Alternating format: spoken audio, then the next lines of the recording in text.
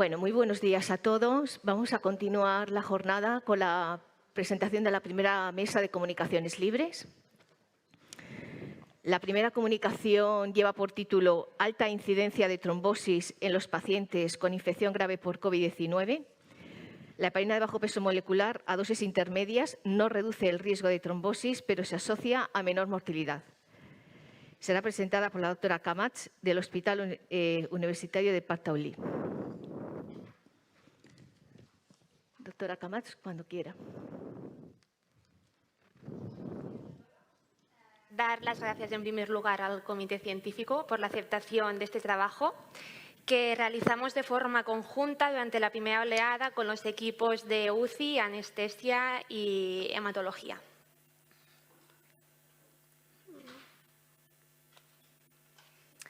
Como ya sabéis, la infección por virus SARS-CoV-2 se ha visto asociado a una activación sistémica de la coagulación y también a complicaciones trombóticas.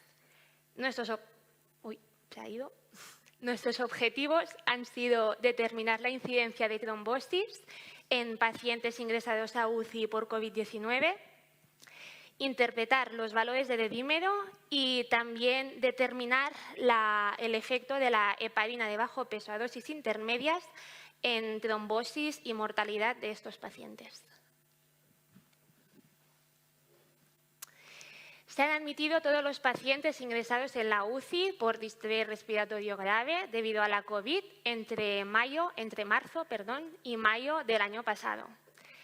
De entrada, estos pacientes recibieron heparina de bajo peso a dosis profilácticas, pero desde abril, de acuerdo con la literatura que se iba publicando, cambiamos el protocolo del hospital y en todos aquellos pacientes que presentaban un dedímero mayor de 3.000 empezamos a administrar heparina de bajo peso a dosis intermedias. En nuestro caso fue enoxaparina 0,5 miligramos kilo cada 12 horas o cada 24 en función del filtrado glomerular. Lo que hemos hecho ha sido comparar la incidencia de trombosis y mortalidad en los pacientes con un dedímero mayor de 3.000 según recibieron heparina a dosis medias o a dosis profilácticas. Se incluyeron un total de 124 pacientes, 3/4 partes de ellos hombres, con una media de edad de 61 años, que estuvieron una mediana de 12 días hospitalizados a la UCI. Como factores de riesgo cardiovascular, la mitad de ellos presentaba hipertensión, el 42% dislipemia, el 27% obesidad y el 18% diabetes. Llama la atención que el 21% de ellos no presentaba ningún factor de riesgo cardiovascular.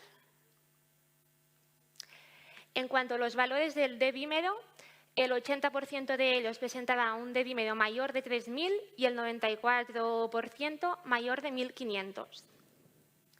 La incidencia de trombosis fue del 27%. Hubo 5 pacientes que presentaron más de un evento trombótico y este evento trombótico se diagnosticaba alrededor del 11º día de ingreso.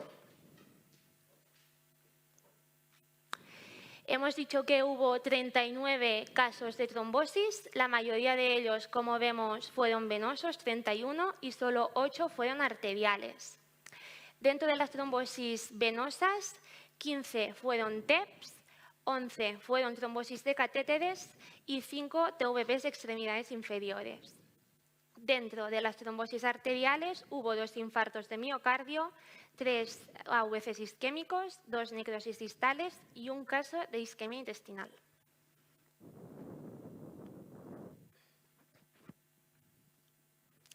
Si nos fijamos en la incidencia de trombosis y mortalidad según los valores de dedímero que presentaban los pacientes, vemos que en aquellos pacientes que tenían el dedímero más bajo, menor de 1.500, no hubo ningún caso de trombosis ni de mortalidad.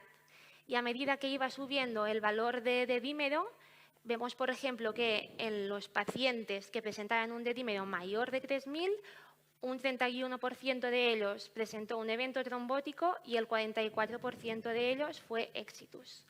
Estos datos son estadísticamente significativos.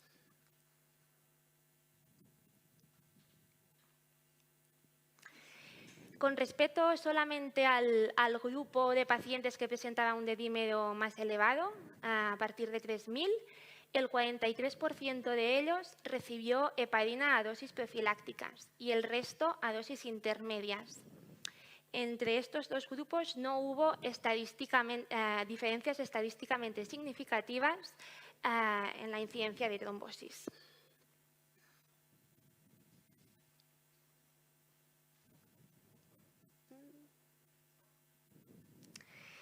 Sin embargo, sí que hubo diferencias estadísticamente significativas en cuanto a la mortalidad. Vemos que en los pacientes con un dedímero a partir de 3.000 que se les administró heparina a dosis profilácticas hubo un 62% de éxitus, mientras que en los que recibieron heparina a dosis intermedias solamente por decirlo de alguna manera, hubo un 31% de éxitus.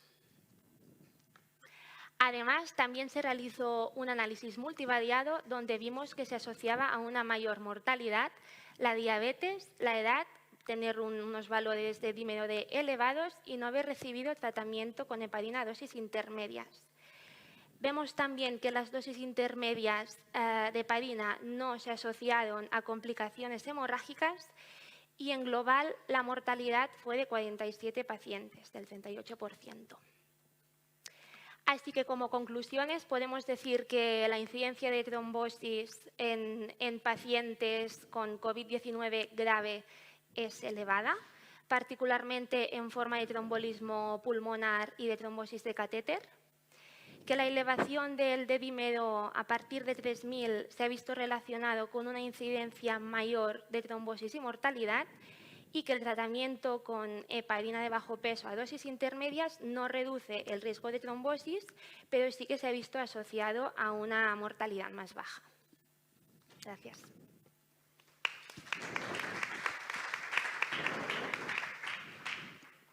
¿Alguna pregunta a la sala? Bueno, yo en primer lugar daros la enhorabuena porque creo que además que todos los trabajos que se hagan para arrojar luz lo que es la trombosis relacionada con el COVID son bienvenidos, ¿no? Mira, yo tengo una pregunta. En primer lugar, ¿cómo hicisteis la aleatorización de los pacientes? Es decir, ¿por qué a unos pacientes les dabais heparina de bajo peso molecular a dosis intermedias y a otros heparina de bajo peso molecular a dosis profilácticas? ¿Si hubo algún criterio? No, es lo que comentaba antes. De entrada, al principio, en marzo, todos recibían heparina a dosis profilácticas, pero vimos que empezaba a haber bastantes complicaciones trombóticas, mortalidad, y se iban publicando trabajos, ¿no?, a nivel internacional donde se asociaban los valores de dímero con estas complicaciones. Entonces optamos por cambiar el protocolo del hospital y en aquellos pacientes que presentaban un dedímero elevado cogimos la barrera de los 3.000, les administramos dosis intermedias a partir de abril esto. ¿Y creéis que puede haber algún otro factor que hubiera influido en la mortalidad que no sea única y exclusivamente las dosis de heparina utilizadas? Todo el tratamiento en general de la infección, ¿no? También el manejo, que poco a poco los intensivistas y los anestesistas pues aprendieron también, era una enfermedad nueva, no solamente la heparina, obviamente. Y mira, otra cosa, cuando habéis presentado la regresión logística, habéis presentado un ratio de la utilización de heparina de bajo peso molecular a dosis intermedias de 19, que es importante tenerla en cuenta, ¿no? Sí. ¿Y eso se ha comparado con los pacientes que no recibieron tratamiento con heparina o aquellos que recibieron tratamiento con heparina a dosis profilácticas? Profilácticas. Todos recibieron heparina, lo que cambia es la dosis solamente. Muchísimas gracias.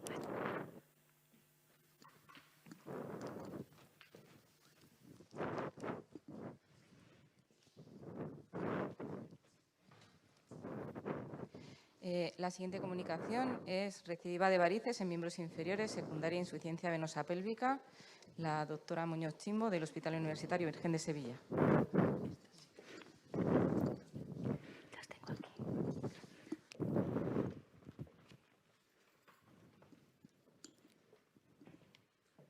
Buenos días, yo soy Andrea Muñoz Chimbo y voy a presentar el trabajo titulado Recurrencia de venas varicosas en miembros inferiores secundarias de insuficiencia venosa pélvica. Vamos a tratar los siguientes puntos y empezaremos por la introducción, en el cual el síndrome de congestión pélvica tiene una fisiopatología y un tratamiento incierto, lo que conlleva a la cronicidad de los síntomas y también a cambios estéticos y también funcionales, ocasionando una disminución de la calidad de vida de los pacientes. Mucho ha tenido que pasar para que se establezca una relación entre insuficiencia venosa pélvica y varices. El consenso interdisciplinario de Weinterm describe el síndrome de congestión pélvica como la presencia de síntomas crónicos como dolor pélvico, pesadez perineal, urgencia miccional, también dolor poscoital. Todo esto puede estar causado por el reflujo y la obstrucción de las venas ováricas o pélvicas que pueden ocasionar varices tanto a nivel vulvar como perineal o en miembros inferiores. La incidencia es desconocida, se estima que aproximadamente un 15% de mujeres de entre 20 a 45 años la tienen y los embarazos aumentan esta incidencia. La recurrencia de venas varicosas pues tiene una incidencia muy variable que puede ser del 20 al 80%, lo que incluye las recurrencias verdaderas, varices residuales o varices de nueva aparición, todo consiguiendo una progresión de la enfermedad. Entonces, el objetivo de este estudio fue evaluar tanto la influencia, presencia, sintomatología y evolución del síndrome de congestión pélvica en las varices de miembros inferiores. Por tanto, se planteó un estudio retrospectivo y descriptivo de pacientes sometidos a flebografía pélvica por sospecha de síndrome congestivo en el Hospital Virgen de Valme entre mayo del 2014 a enero del 2021. Se recogieron los datos de la historia clínica, también del registro de radiología de cirugía vascular. Los criterios de inclusión fueron pacientes que son candidatos a síndrome, se sospecha de síndrome de congestión pélvica, que presentaban unos síntomas varices atípicas en miembros inferiores y mayores de 18 años. Como criterios de exclusión son pacientes que tenían trombosis venosa iliofemoral, los síndromes postrombóticos y también pacientes que tenían insuficiencia del sistema venoso profundo. Los resultados obtenidos son en 61 pacientes sometidos a flebografía, de los cuales 98% son mujeres. El tiempo de inicio de los síntomas aproximados fue de 34 años. El 95% de mujeres presentaron embarazos y el 78% de las mujeres tenían venas varicosas en los miembros inferiores en un periodo de seguimiento con una media de 45 meses. De acuerdo a la distribución demográfica, lo más relevante fue que el 25% aproximadamente fumaban, el 20% tenían síndromes ansiosos depresivos, un 10% aproximadamente presentaban patologías ginecológicas como síndrome de ovario poliquístico y endometriosis, y un 31% tenían antecedentes de cirugías de varices. De acuerdo a la clínica, lo más relevante es el dolor abdominal, con el 83%, siguiendo de pesadez de miembros inferiores con el 70%, además de dispauremia y dolor en miembros inferiores. De acuerdo a la clasificación del CEAP del 2004, lo más relevante fue C2, encontrándose en un 39% de pacientes, seguido de C1. De acuerdo a la flebografía, 50 pacientes presentaron insuficiencia venosa pélvica, de los cuales 44 pacientes fueron tratados. El hallazgo más frecuente fue la insuficiencia de la vena ovárica izquierda en un 53%, y dentro de todos los tratamientos que se realizaron, la embolización con coils fue lo más frecuente en el 69%. De acuerdo a la ecografía Doppler de miembros inferiores, al inicio de la valoración vemos que lo más frecuente es el hallazgo de varices atípicas en muslos con un 53%, seguidos de varices en ejes afenos en aproximadamente un 23%. Después de realizar la flebografía y o el tratamiento en miembros inferiores, claramente esta incidencia disminuye, pero la distribución sigue siendo la misma.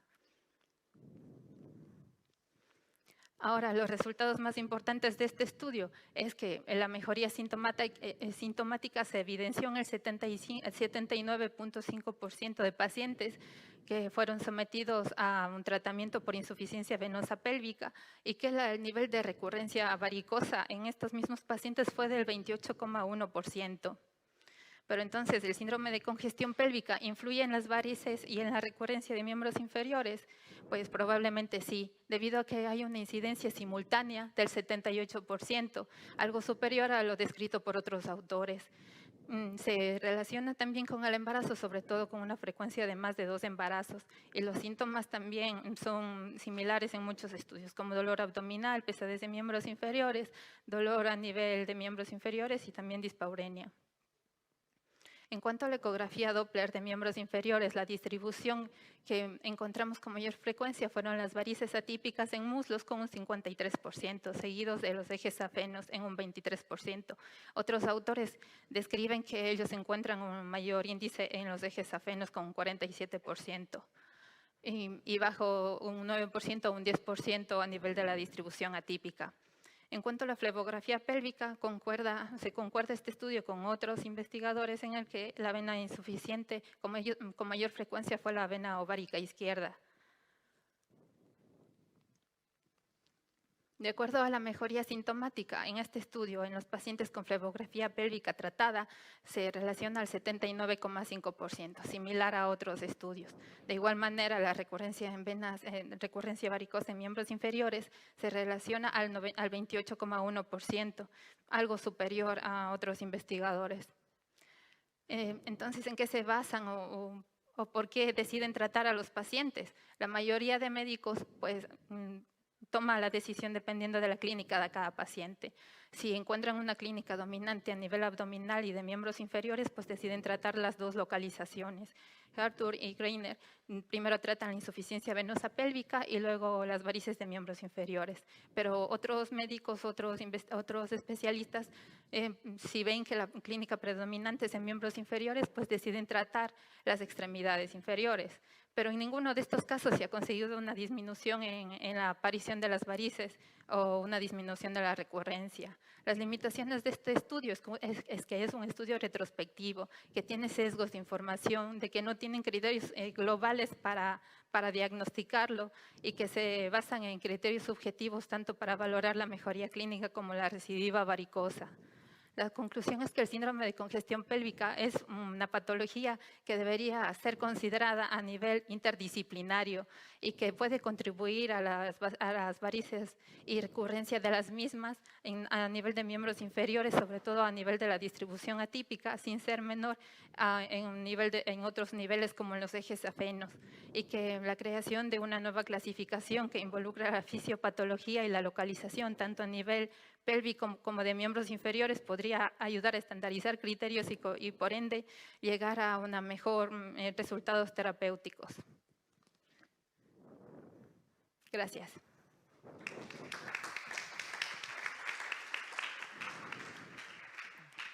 Muchas gracias por tu presentación, enhorabuena por ella. Yo tenía unas preguntas un poco en lo que hacéis en vuestra estrategia también diaria. La primera es si utilizáis o tenéis experiencia con el uso de IBUS, sobre todo para descartar la presencia de síndromes compresivos, porque hay veces que la flebografía en un porcentaje no despreciable pues puede enmascararlos o no dar la cara a ello. Y también si colaboráis con el servicio de ginecología, pues sobre todo porque la mayoría de ellas son mujeres, había un porcentaje no despreciable de endometriosis, síndrome de ovario poliquístico, en cuanto a la realización de ecografías transvaginales que también pueden esclarecer muchas veces estos síndromes. Sí, no disponemos de IBUS, pero sí sería muy importante, sobre todo para describir el área, en el caso de tener que colocar un stent, por ejemplo, en el síndrome de May-Turner, pero no lo disponemos. Y ahora estamos haciendo una colaboración más estrecha con el servicio de ginecología, pero eran ellos los que nos describían la ecografía transvaginal con los diámetros de dilataciones varicosas que podríamos también contribuir para el diagnóstico de esta patología. ¿Alguna pregunta? ¿Alguna pregunta más? Doctor Lojo.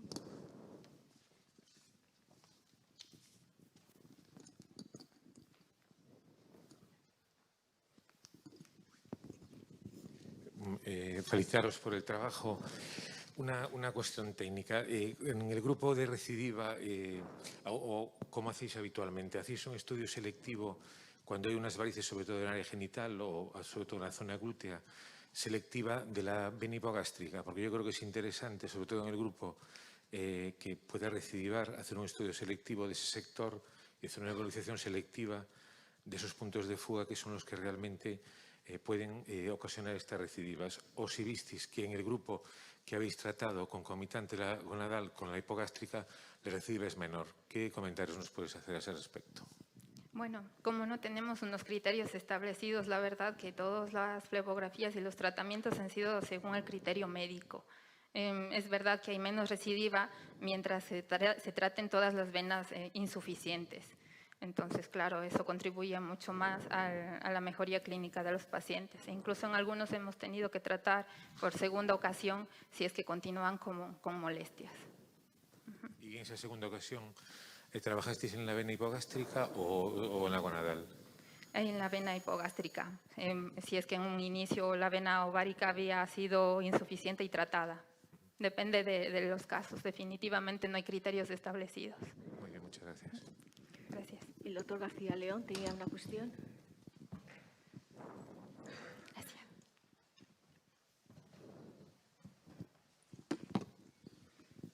Muchas gracias. Sí, gracias por las preguntas. Solo por aclarar, la sistemática es la realización siempre de la flebografía de los 4 ejes. No te quedas solo con el eje que ves la gonadal insuficiente, pero se continúa habitualmente y se completa siempre la flebografía de los 4 ejes, sobre todo cuando hay, como bien es indicado, ¿no? Cuando hay varices en miembros inferiores, porque te encuentras con fugas extrapélvicas que evidentemente hay que tratar. También, claro, esto es una revisión retrospectiva, ¿no? Se ha cambiado con el tiempo. Inicialmente los pacientes que veíamos era una fuente propia de pacientes que se habían tratado varices a lo mejor de atípicas en miembros inferiores y que posteriormente nos encontrábamos con recidivas y esas recidivas en algunos casos venían a nivel intrapélvico. Es ahí cuando el servicio ya hace años empieza a realizar el tratamiento de la patología intrapélvica y posteriormente ya en cartera de servicios es cuando se establece una relación más estrecha con el servicio de ginecología y ya encuentras este otro tipo de pacientes, ¿no? Que te completa el espectro que han visto ustedes aquí. Gracias. Yo unirme y felicitarle por la comunicación. Yo tengo una pregunta. El 28,1% de la recidiva que habéis observado es ¿en cuánto tiempo? ¿En los 45 meses de mediana que habéis presentado en el estudio? Sí, ha sido una recolección sobre todo de la valoración médica que se va haciendo con los pacientes durante el seguimiento. Claro que desde enero, que fue los últimos pacientes recolectados, no se puede comparar con los del inicio del estudio, pero claro, es una mediana que podríamos tomar como un resultado. Sí, gracias. Muchísimas gracias.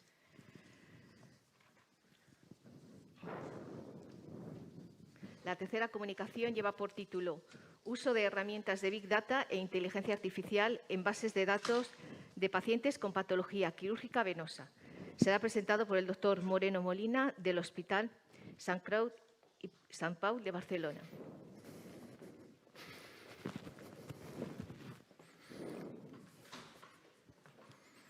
Buenos días. ¿Qué tal? Soy Jorge Moreno, como ya lo he mencionado. Soy residente del Hospital de Sant Pau y os vengo a comentar nuestros resultados preliminares sobre el uso de herramientas de Big Data e inteligencia artificial en pacientes con patología quirúrgica venosa. Antes de todo, primero agradecer al comité por haber aceptado nuestra presentación. A modo de introducción, bueno, comentar un poco qué es el Big Data. Al final, el Big Data es un término que se ha utilizado para describir el volumen masivo de información que se ha creado ante la adopción de la tecnología digital en registros de datos de pacientes, sobre todo para el ámbito de la gestión intrahospitalaria. Es una estrategia y una tecnología que se viene usando hace una década más o menos, pero que con la pandemia de COVID-19 ha tenido su gran estallido, porque de repente nos hemos visto que teníamos un volumen de datos que era totalmente inconmensurable y no sabíamos cómo realmente medirlo. Para que os hagáis una idea, un libro de Excel contiene un máximo de 1,5 millones de filas, versus, por ejemplo, por un ejemplo cercano, la cantidad de recetas que se emiten al año solo en Cataluña son 3.300.000. El cromosoma 1 son 3.000 millones de pares de bases. sea, que ya básicamente no son cosas que ya no se pueden manejar con las herramientas convencionales. Se estima que alrededor, en el 2020, se ha estimado que hay 2.314 exabytes de información relacionados con la salud. Para que os hagáis una idea, un exabyte son 1.000 millones de gigabytes. O sea, ya comprenderéis que en un ordenador portátil convencional esto ya directamente ya no se puede manejar. Con lo cual, entender este concepto y entender las herramientas que se han creado para manejar volúmenes así de altos ya no es solo una estrategia conveniente, sino que ya es directamente necesaria. Dentro de las aplicaciones que podemos encontrar sobre estas herramientas, tenemos, por ejemplo, les puedo decir unas cuantas, que es el registro de datos de pacientes, mejorar los pronósticos y sobre todo ir un poco más adelante las estrategias y el planeamiento que hay sobre la terapéutica de cada paciente, la misma telemedicina, que eso ya es directamente, esto ya es sinónimo de Big Data, y una que es en la que nos vamos a centrar hoy, que es la prevención innecesaria de consultas en los servicios de urgencia. Para eso hemos creado una base de datos, hemos recogido una base de datos de los 1.622 cirugías realizadas en un centro de segundo nivel de Barcelona, del Hospital 2 de Mayo, realizadas entre el año 2017 y el 2020. Se ha cogido el año 2017 porque es el año en el que el equipo actual de cirujanos se ha hecho cargo del servicio. Que hemos utilizado crédito para excluir 175 cirugías que se han realizado en el 2020 después del confinamiento para evitar los sesgos de consulta y 10 cirugías que se realizaron en pacientes con patología arterial, quedando un total para el estudio de 1.448 cirugías. Se han escogido como variables de estudio sexo, edad, lateralidad, el año de la cirugía y la duración en minutos de esta. El tipo de anestesia, el tipo de vena que se ha intervenido, el tipo de shunt y las complicaciones relacionadas directamente con el procedimiento, es decir, las visitas en servicios de urgencia los primeros 30 días postoperatorios. ¿Cómo se han analizado, cómo se ha hecho el procesamiento de estos datos? Bueno, se ha hecho con un programa que es el programa Spider, que utiliza un lenguaje Python, y lo hemos hecho todo en un sistema operativo que es el Linux Ubuntu, que básicamente es el programa que utilizan la mayoría de los desarrolladores porque es un software de código abierto. Aquí a la derecha os pongo un pequeño ejemplo de las líneas de código que hemos creado de nuestro pequeño software. Bueno, vamos ahora a los datos. Esto es un poco lo que nos entrega el programa.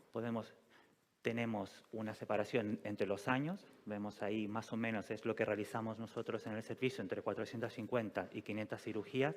Aquí, y esto es un dato interesante a destacar, y es que sobre todo una de las grandes herramientas que están relacionadas con la inteligencia, con el Big Data, es la gestión.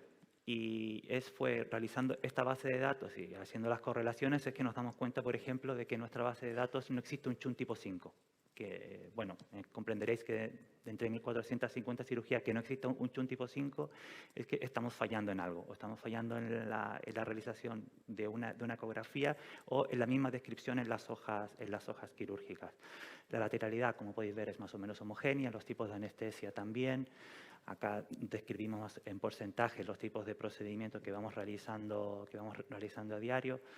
El sexo, bueno, eso se condice mucho con la literatura, un 60 y pico % que son mujeres.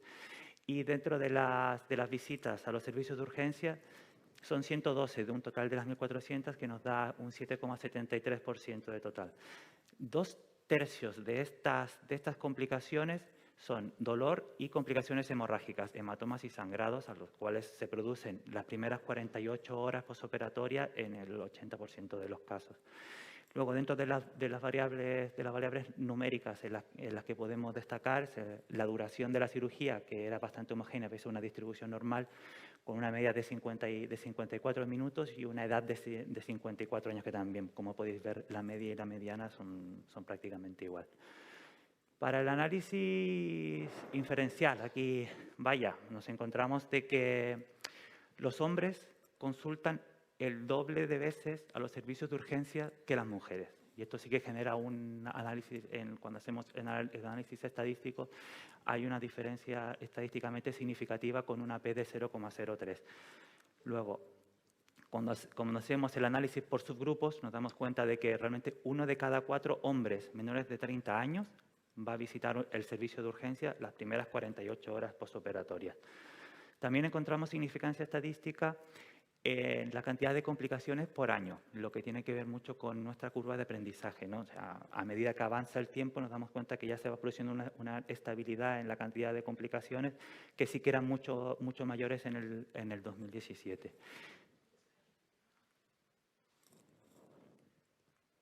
En relación a la edad, aquí bueno, hago un mini parón en relación a la edad, que a mayor edad se generan mayores visitas a los servicios de urgencia. No logra la significancia por poco, hay una P de 0,06, pero luego si veis tiene una V de Kramer de 0,23, lo que significa que hay una asociación moderada. Sí que es cierto que una V de Kramer sobreestima resultados y sobreestima asociaciones, pero de todas formas sí que genera una tendencia que tenemos que ir vigilando. Luego, se puede ver, por ejemplo, el tipo de anestesia no genera una diferencia significativamente estadística. Podéis ver la parte de la que dice, cuando se realizan sin anestesia, estos procedimientos son, en un 100%, son escleroterapias, o sea que es un sinónimo de que la escleroterapia no se asocia a mayor visita a los servicios de urgencia. Y cuando hacemos el análisis por subgrupos, tampoco vemos que ninguno de los procedimientos, ni solos ni asociados, van a generar una significancia estadística. La duración del procedimiento tampoco se ha asociado a mayores visitas a los servicios de urgencia. Luego, ni el tipo de vena ni el tipo de shunt se van a relacionar tampoco con un aumento de las visitas a urgencias. Entonces, como conclusiones, ¿qué podemos determinar? Que el sexo, la edad y el sexo, el año y casi la edad se relacionan con mayores visitas a los servicios de urgencia, que sí que es cierto que aún son datos numéricos que tenemos que empezar a analizar y hacer un poquito de hurgar de por qué es así. Pero bueno, lo más importante de esto es lo que quería destacar. Todo este dato, todo lo que les he mostrado son un procesamiento en línea de códigos que, si bien tardarás un par de días en realizarlo, te queda un programa personalizado que te da resultados en tiempo real. El procesamiento de toda esta información son entre 3 y 4 segundos, lo que nos permite manejar grandes bases de datos que con herramientas convencionales la verdad es que no hay posibilidad. Como puedo responder y puedo actuar en tiempo real, puedo dar una mejor respuesta y una respuesta más rápida a los problemas que me vayan a surgir.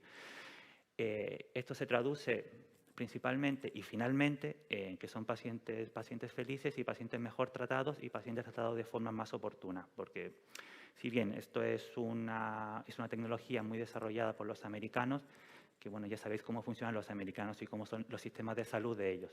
Entonces realmente todo lo de ellos está realizado en función de una optimización del recurso económico. Ellos no saben mucho de listas de espera. Ya sabéis cómo es.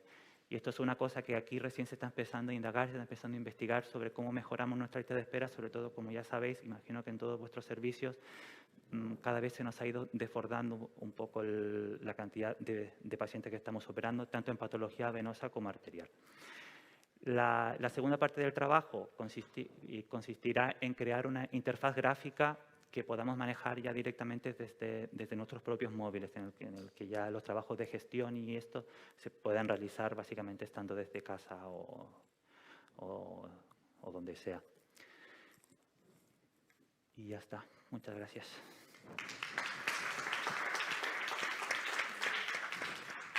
¿Alguna pregunta en la sala? Doctor García León, por favor. Ahí, el doctor.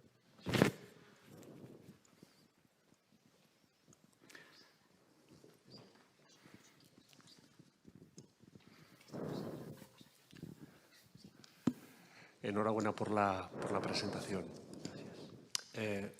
Una pregunta respecto a lo que es la herramienta en sí del Big Data, porque yo, como lo has planteado, no tengo ninguna duda que tendremos que manejarnos con estas tecnologías para poder explotar los datos, sobre todo teniendo en cuenta que posiblemente las bases de datos ya las tenemos, por ejemplo, a nivel del SAS, pues es una base de datos masiva, Diraya, pero que es en un formato que no permite una explotación. Entonces, personalmente me he encontrado con dificultades a la hora de introducir estas herramientas porque precisan de software propietarios. A veces tiene que haber una empresa detrás que gestione la información y sabemos que esto es información muy sensible. Sí. Entonces, la herramienta que utilizasteis es una herramienta que os diseñaron a vosotros específicamente y ya estaba en marcha. Y si puedes comentar algún tipo de dificultad que encontraste a la hora de implantarla en el hospital, ¿no? ¿Qué pega este pozo informática y demás? No, Gracias. bueno, realmente es una herramienta que creé yo. Al final, lo que vosotros veis cuando veis líneas de códigos, o sea, tú abres un programa, clicas derecho, el programa que sea, el Excel, el PowerPoint o el que sea. Seleccionas el botón derecho, abres el código fuente y sobre todo, claro, Microsoft no te permite ver los códigos fuentes porque están bloqueados por ellos, pero por ejemplo programas como software como Linux sí que te permite ver los códigos fuentes y realmente te permite ver cómo está creado un software. Estos son líneas de códigos, o sea, realmente es un tipo de lenguaje en particular que hay que aprender para crear esto, así como cualquier otro idioma. Yo, bueno, lo he ido creando porque en relación a un máster que estoy haciendo que tiene que ver con el uso de todas estas herramientas en salud y tenemos ingenieros de datos que nos han enseñado a programar. Yo sí, lo que les he mostrado es básico, son 500 líneas de código, pero claro, imagina que un programa habitual son millones de líneas de código. Y que básicamente lo que nos enseñan y lo que quieren formar son no que nosotros nos sentemos a hacer esto, sino que nosotros lo entendamos de forma que cuando queramos realizar algo tengamos la idea muy clara y comunicársela al científico de datos. Y es lo que se quiere mejorar, porque realmente entre tú y la persona que te va a crear un software, él no sabe nada de salud y tú sabes menos de informática o de lo que sea. Entonces, claro, realmente pegas, la verdad es que no la has sabido porque, bueno, más que nada es tener que sentarte y sufrir creando líneas de código, echando a andar el programa, ver que no te funciona, ir corrigiendo los errores. Y una cosa de ensayo y error que vas aprendiendo y que en un principio duele como lo ves en la tele, típico de programadores que están encerrados día y noche en los ordenadores. Pero cuando ya logras tener éxito y logras ver resultados, pues la verdad es que todo avanza muy rápido. O sea, la curva de aprendizaje es rápida y te permite obtener los resultados y lo que tú quieras. Porque la libertad que tienes de esto es que, como ya sabes cómo funciona, tú te puedes crear las cosas a tu medida. O sea, tú quieres que esto vaya así, pues lo haces así. ¿Quieres que no te muestre esto? Pues no te lo muestra. Pero esto, o sea, problemas, cero. Es más que nada lo que nos ha permitido el consorcio sanitario es sobre el uso de las bases de datos, que en principio es base de datos anonimizadas, o sea que tampoco no habría problema. Pero sí que es cierto que, como lo mencionabas, el uso de la encriptación de datos y la seguridad de datos del paciente es muy importante y es un tema que ahora mismo está muy en boga porque se filtra mucho y así podéis ver en las noticias es que cada día se ve cómo se van filtrando grandes bases de datos. Pasó ahora con la última caída de Facebook e Instagram, pasó ayer con el uso de la T-Mobilitat en Barcelona. Pero sí, es una arista importante que tenemos que tener muy, muy en cuenta a la hora de manejar esto. Doctor Bermud. Bueno, yo os doy la enhorabuena, la verdad es que me parece un tema interesantísimo que tenemos que implantarlo ya. Estoy tan interesado que una hija mía está estudiando ingeniería de datos y estoy expectante a ver cómo puede colaborar con nosotros. Sí, imagínate, tanto. Aparte de esto, ¿le llamamos Big Data por la manera que tenemos de hacerlo o por la cantidad de datos? Esto es una duda que tengo. Le llamamos Big Data. Un segundito, porque además veo que has hecho aquí una estadística analítica básica y yo me pregunto, son chis cuadrados, si esto nos puede además aplicar lo que nos podría hacer, por ejemplo, un SPSS, ¿no? Porque tú también puedes hacer una sintaxis de PSS y refrescarla cada 3 segundos, ¿no? ¿Nos puede aplicar a esta ingeniería de datos todo el paquete, por ejemplo, de la estadística, una regresión logística? Tanto. ¿Se puede hacer esto? Sí, sí. O sea, yo, bueno, intentando hacer el juego, intentando programar, o sea, tú ves, o sea, todo lo que está programado en SPS también, o sea, es que nace de esto, nace de líneas de código, y que tú te vas a las líneas de código de un chi cuadrado en SPSS, o sea, busca la línea de código y es esto. Es esto. Bueno, SPSS funciona con otro lenguaje que funciona en C++. Esto funciona en Python, que bueno, es más amigable para nosotros y es lo que se está usando, más a menudo. Pero sí, lo que pasa es que lo que yo creo es que esto es importante, pero es más importante crear los modelos de predicción. Y ahí es donde entra mucho la inteligencia artificial. Y eso es algo que no se puede hacer ni en el SPSS, ni en el R, ni en nada. Porque yo tenía entendido, y tú me lo podrás aclarar, que el Big Data y la inteligencia artificial, tú no le has de decir la máquina lo que ha de encontrar. ¿Había entendido esto? O sea, tú en el SPSS le has de decir la instrucción. Sí. ¿Es así? Tú le das los datos y ella te saca las relaciones que yo le doy los datos y él me da las opciones. Lo que hace esto ya con las herramientas básicas de Big Data. Con inteligencia artificial es distinto porque la base de la inteligencia artificial es crear algoritmos que aprendan a pensar de forma inteligente. De forma inteligente es como nosotros, si es que nos consideramos inteligentes. Entonces, una inteligencia artificial aprende sola y la gracia es que te va creando y te va mostrando datos que tú no sabes que existen, que son los datos ocultos o los patrones ocultos de la información.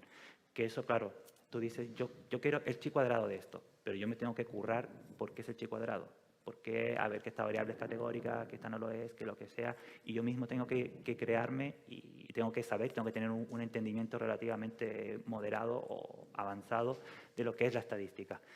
Con inteligencia artificial es que tú te creas, el algoritmo aprende y no, es una pasada, sí. Yo quería hacerte una pregunta. Sí. Claro, gran parte del éxito de todas estas tecnologías es la recogida de datos, sí. Realmente. O sea, ¿cómo recogéis los datos? ¿Cómo le decís qué datos queréis? ¿Cómo codificáis esos datos? Y luego sí que quería también preguntarte si tenéis experiencia en el uso de esto de Big Data en los índices de discriminación y reclasificación de marcadores de riesgo, por ejemplo. De marcadores de riesgo. Nosotros en particular no tenemos porque esto es lo primero que estamos haciendo y es nuestra primera experiencia y es un avance o sea, nos hemos introducido de forma muy tímida en esto, porque es que luego también hay inseguridades, sobre todo por esto, por la seguridad de los datos y todo. Pero sí que es cierto que hemos creado otra base de datos que es arterial, pero en la que sí hemos creado modelos predictivos sobre todo en la colocación de stempopliteos. Y la verdad es que nos ha dado resultados que son muy interesantes y que te genera un modelo para saber qué paciente va a fallar y qué paciente no. Aplicar eso, bueno, depende mucho del avance y de la ética que hay en si yo soy capaz de qué tanto me puedo fiar de una inteligencia artificial, que sí que tiene métodos de validación, como los tienen los estadísticos clásicos, pero aún así estás tomando una determinación en base a una respuesta que te da un algoritmo.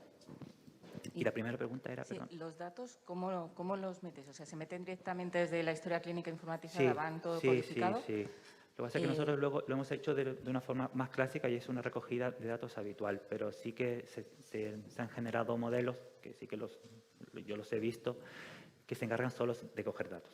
O sea, son algoritmos que van recogiendo datos y te los van poniendo en una tabla. Sí. Bueno, yo en primer lugar darle la enhorabuena por el trabajo, doctor Moreno. Y... perdón. Aquí. Y bueno, yo ciertamente, bueno, pues me uno al sentir de la sala, que efectivamente pues no es nuestro futuro, es nuestro presente, ¿no? Todas lo que son las herramientas de la minería de datos, fundamentalmente. Pero yo he visto aquí que como que se han mezclado dos cosas. Por un lado, indudablemente los hospitales son las empresas que más datos generan, eso está así demostrado. Y por eso las herramientas de Big Data hay que implantarlas, ¿no? En el momento que tengamos buenos registros nos permitirá saber lo que hacemos, para, bueno, pues como bien dices, hacer una optimización de los recursos e implantar mejores medidas en lo que es en nuestra asistencia, ¿no? Y por otro lado, que no tiene nada que ver, son las herramientas de predicción, que son las redes neuronales, en base radial o en perceptor multicapa, que comentándoselo ayer, pues te diré que para darte una alegría SPSS sí que puede hacerlo. Igual que las redes neuronales convolucionales no puede SPSS, pero lo que son en base radial y perceptor multicapa sí que puede hacerlo. Pero acorde a esta comunicación y acorde a los resultados que vosotros habéis visto, cuando has implantado, bueno, pues has hecho todo el análisis de Big Data, pues como el fin último realmente es optimizar nuestros recursos, acorde a vuestros resultados, ¿habéis implantado alguna medida que realmente optimice bueno, pues lo que habéis visto en vuestro estudio? Bueno, sí, esa es la segunda parte, o sea que dentro de la poca presentación mencionado. Pero sí, gran parte de esto que te da datos, pero claro, tienes que hacer algo con los datos porque mira, esto se ve muy bonito aquí, pero es que luego si no haces nada para mejorarlos, tampoco. Entonces, sí que nos hemos planteado, y es la segunda parte del trabajo, y es crear una estrategia un poco más agresiva y con estos pacientes con los que tú predices, por ejemplo, que vas a ir a urgencias, ser un poco más agresivos en cuanto a la información que tú les das. O sea, esta es una parte del estudio en la que se va a crear un tríptico informativo a los pacientes que se vayan todos de alta, explicando las complicaciones, explicando cuáles son los grandes signos de alarma por los cuales consultar o cosas que hacer en casa antes de esto. Tenemos que evaluarlo, pero sí, o sea, básicamente todo esto y la información que da hay que darle algún uso porque si no se quedarán como datos que, bueno, sí. Muchas gracias. Nada.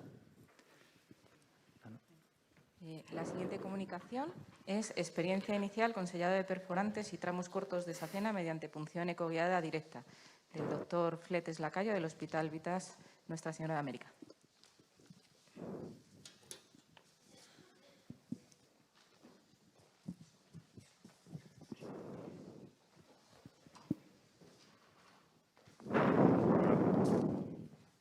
¿Está? Sí, perfecto. Hola, buenos días a todos. Antes que nada, me gustaría agradecer por la aceptación de esta comunicación, con la cual nosotros queremos presentar nuestra experiencia con el tratamiento inicial de sellado de venas perforantes y gesafenos cortos. Es muy bien sabido que, bueno, no tenemos ningún conflicto de interés que declarar. Es muy bien sabido que cómo afecta la condición de vida del paciente la presencia de una insuficiencia venosa crónica, en la cual afecta su calidad de vida y aunque generalmente estamos hablando de gesafenos, también para el estudio completo y el tratamiento adecuado de estos pacientes tenemos que hacer referencia a un estudio Q-Doppler en el cual encontremos otro tipo de insuficiencia como son las insuficiencias venas perforantes, las cuales en diferentes... ¿Se oye o no se oye? Se oye bajito. Ah, vale. Ahí, por favor. Mejor. Vale. Vamos a ver, ahora sí. Vale. Pues como comentaba, la presencia de venas perforantes son fundamentales porque son una de las causas más frecuentes en la hora de una recurrencia venosa, de una recidiva, así también como en grados más avanzados de recidivas de úlceras.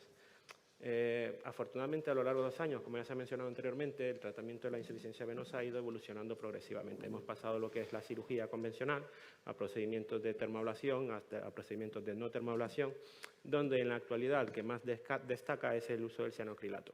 Al ser un procedimiento no termal, no tumescente y no esclerosante, ha presentado pues, una buena relación con respecto a las tasas de oclusión y a las tasas de no recanalización. Sin embargo, todos estos estudios son basados en gesafenos convencionales, es decir, una vena safena interna normal. No es hasta la llegada del estudio WAVES en el cual se demuestra que varios gesafenos pueden ser tratados de manera simultánea con las ventajas del cianocrilato. Sin embargo, estos mismos estudios evidencian que las longitudes de los segmentos siempre son superiores a 10 centímetros, es decir, son segmentos largos convencionales. Por otro lado, en lo que corresponde al tratamiento de las venas perforantes insuficientes, pues el tratamiento sigue siendo un enigma. Diferentes modalidades de tratamiento se han empleado con mayor o menor éxito, debido a la tortuosidad que estas presentan, los trayectos irregulares y cortos, que dificulta un tratamiento adecuado al 100%. Siendo en un inicio lo que es la cirugía convencional, y actualmente utilización pues, de la escleroterapia o procedimientos como termoablación y más recientemente la utilización del pegamento. En un principio, en 2014 Thunder presentó un estudio en el cual comienza a utilizar el cianoacrilato para el sellado de las venas perforantes. Sin embargo, lo que más destaca, a pesar de la tasa de oclusión del 76%, lo que más se destaca realmente es la dificultad que conlleva el tratamiento con los métodos habituales, es decir, la utilización del introductor, el catéter o la pistola para su liberación, que era de sumamente dificultad a la hora de hacer un tramo muy corto que no puedes manejar con un introductor que se te va a salir de la vía. Por lo tanto, posteriormente, Prasad presenta un estudio de 169 perforantes tratadas, en el cual la mayor diferencia no tanto es la tasa de oclusión o la tasa de efectos adversos, sino que su mayor diferencia es la utilización de punción directa, así como de introductores más cortos a la hora de la liberación del pegamento. Por lo tanto, teniendo esto en consideración, nosotros decidimos valorar la viabilidad y así como la seguridad y la efectividad del tratamiento de las perforantes mediante la inyección directa de cianoacrilato.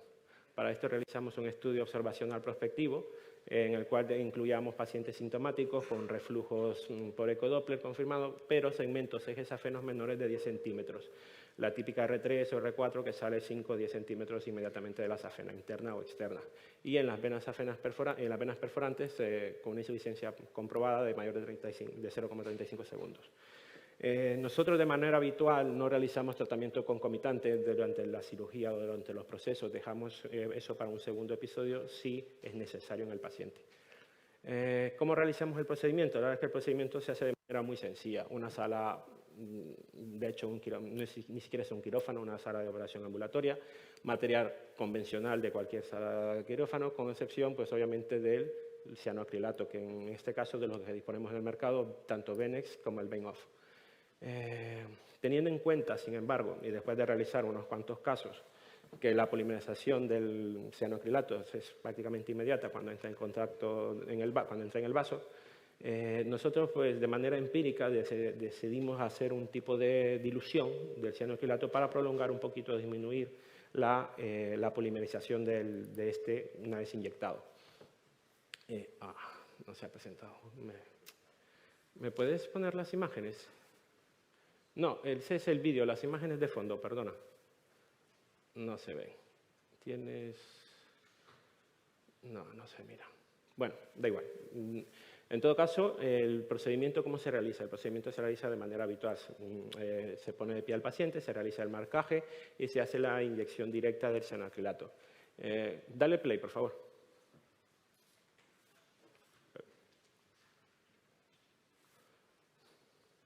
Eso es. Como podemos ver, es simplemente pues, una aguja de 18 con milimetrada, la jeringa, como todas, vamos, y se hace la inyección. Más poner atención aquí, en donde vemos como una vez que estamos dentro del vaso, hacemos la liberación del pegamento y dada la menos viscosidad, al comprimir se ve el desplazamiento del polímero. Esto más o menos hemos corroborado que tiene un desplazamiento de unos 5 o 10 centímetros en dependencia de la cantidad inyectada. Este caso es una safena externa que era muy cortita con una R3 pues, que estaba más abajo. Entonces el tratamiento, dado que no puedes hacer termoablación, dado que, como puedes ver, no necesitas todo el material de un quirófano y demás, pues es más rápido para la incorporación del paciente, que es prácticamente inmediata. Se marcha y sin ni siquiera utilizar una medida de compresión. Como resultados, por lo tanto, ¿me das? Ahí está. De resultados tuvimos pues, 22 pacientes tratados, 32 vasos, principalmente mujeres en edades medias de 43 años, siendo la clasificación clínica C2 y en este caso pues, tratamos mayoritariamente venas perforantes en un 59%. De los ejes tratados, la media de longitud eran de 8 centímetros con unos diámetros de 0,5-0,6. Todos estos incompetentes y la media de inyección siempre era de 0,6 centímetros cúbicos de cianoacrilato, probablemente la punción directa. Y en el caso de las venas perforantes, los diámetros eran obviamente menores, 0,3, y realmente con 2 cc, con 0,2 cc de cianoacrilato has hecho un taponamiento completo de la vena. siendo principalmente las venas de Cocket las que mayor insuficiencia presentaban y las que mayor recurrencia tienen o mayor probabilidad de recurrencia después de una intervención y que también están más relacionadas con la presencia de úlceras. En conclusión, bueno, como resultados conclusivos tenemos una tasa de éxito al 100%, una extensión directa del cianoacrilato a la hora de la inyección. La tasa de oclusión a los 30 días en la primera revisión era del 81%, solo 6 pacientes requirieron un segundo tratamiento que podía ser o una nueva inyección de cianoacrilato o inyección por etoxiesclerol, todo en dependencia si tenía una repermeabilización parcial o tenía una repermeabilización completa. Parcial elegíamos utilizar el etoxiesclerol. A los 90 días, pues la oclusión era del 90%. Posteriormente no tuvimos ningún reporte de trombosis o tromboembolismo pulmonar. En conclusión, a pesar de que este estudio tiene muchas limitaciones, es un estudio descriptivo de poco alcance, sí creemos que sea un procedimiento viable, seguro y efectivo, sobre todo para la comunidad del paciente y con los resultados iniciales que son relativamente buenos porque no está sometiendo al paciente ni a anestesia, ni a tumescencias, ni nada por el estilo. Muchas gracias.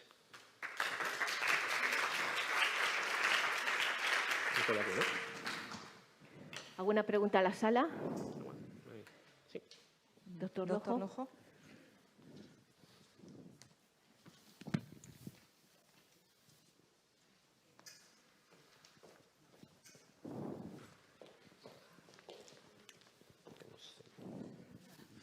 Muchas gracias. Felicitaros por el trabajo. Cuando aplicáis el cianoacrilato en el eje safeno, veis que hay una prolongación de su efecto centímetros. ¿Eso cómo lo manejáis en la perforante, por ejemplo? ¿Qué es corta? ¿Qué volumen utilizáis?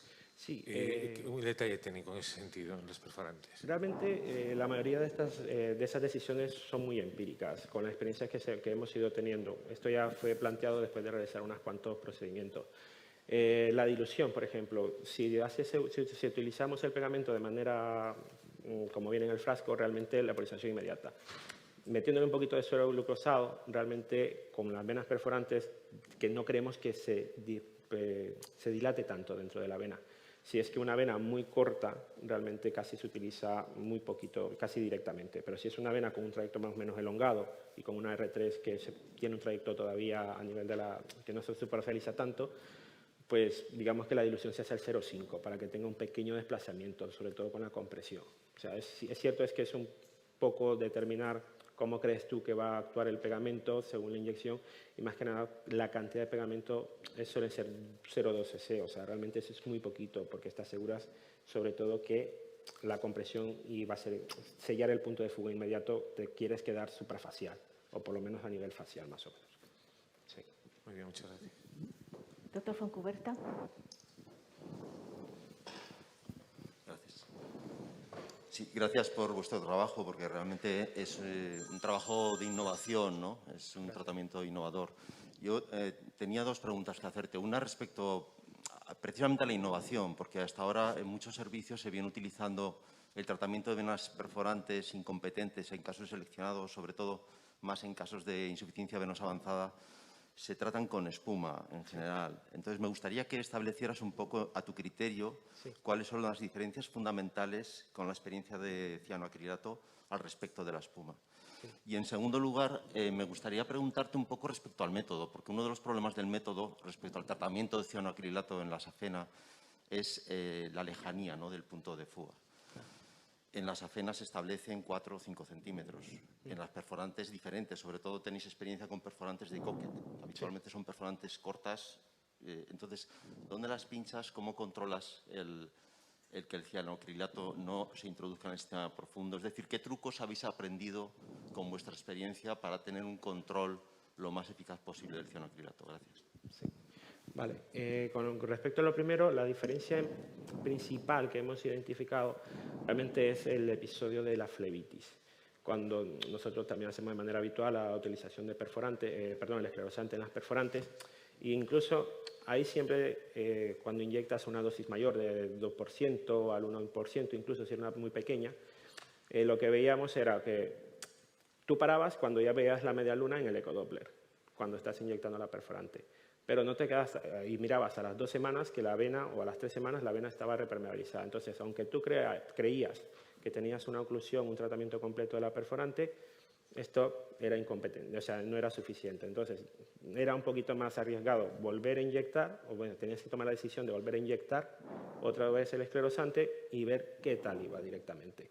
Y los pacientes, mejor dicho, que eran tratados adecuadamente y tenían una R3 más o menos prolongada, pues podían presentar pues, la típica pigmentación y el cordón flevítico que se presenta. Entonces, con la utilización del cianoacrilato, realmente esto empezó más con el Benex. Como el Benex permite traer las ampollas individuales, no es como el Benazil, pues el Benex, como vienen las 5 ampollas, vimos que si la inyección es inmediata, podíamos cogerlo y determinar en algunos pacientes que se habían repermeabilizado, hacer una punción pues más o menos no tan pegado al callado, comenzamos con las afenas mayores y la externa, no tan pegado pero un poco más desplazado.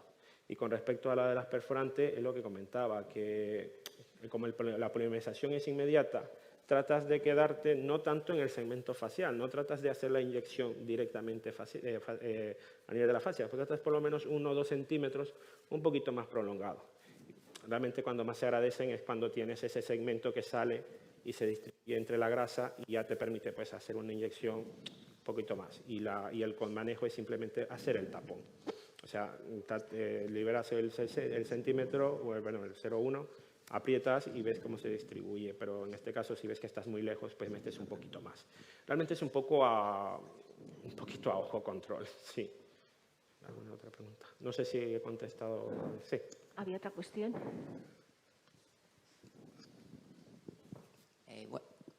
Bueno, felicitarte por la comunicación y bueno, algunas preguntas ya me las has respondido con la pregunta anterior, pero es un poco desde el punto de vista técnico. Entonces, cuando pinchas la perforante, ¿pinchas directamente la perforante o te quedas un poco más allá, pinchas la tributaria?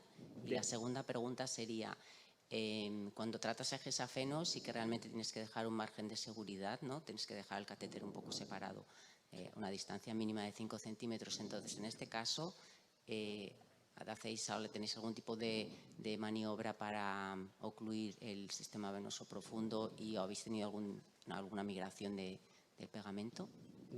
Con bueno, comenzando con el final, migraciones directamente no hemos tenido con la punción directa. Usualmente se tratan de segmentos con las afenas.